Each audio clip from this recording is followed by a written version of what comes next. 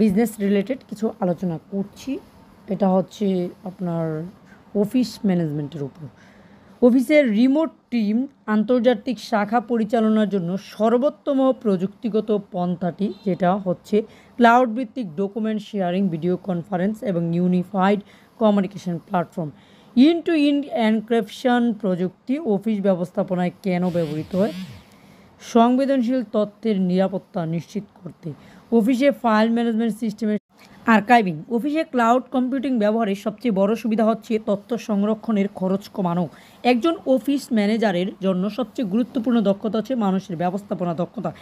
কোনটি অফিস ব্যবস্থাপনায় ডিজিটাল প্রযুক্তি ব্যবহারের একটা প্রধান বাধা? তা হচ্ছে কর্মীদের নিরাপত্তার ঝুঁকি।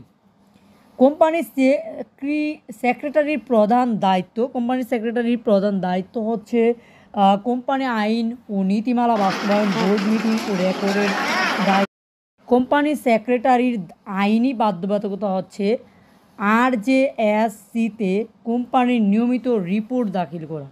বোর্ড মিটিংয়ে কোম্পানির সেক্রেটারির কাজ হচ্ছে এজেন্ডা প্রণয়ন, নোটিশ প্রেরণ এবং মিনিটস রেকর্ড রাখা। কোম্পানির সেক্রেটারি হওয়ার জন্য কোন শিক্ষাগত যোগ্যতা প্রাধান্য পায়?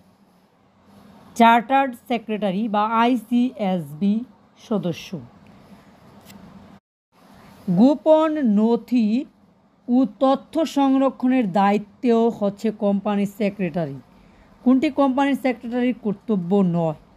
বার্ষিক অডিট রিপোর্ট তৈরি করা। তাহলে কোম্পানির সেক্রেটারির দায়িত্বের মধ্যে হচ্ছে শেয়ার হোল্ডারদের সাথে যোগাযোগ, বোর্ড মিটিং, নোটিশ ও মিনিটস রেকর্ড, আইনি রিপোর্ট দাখিল।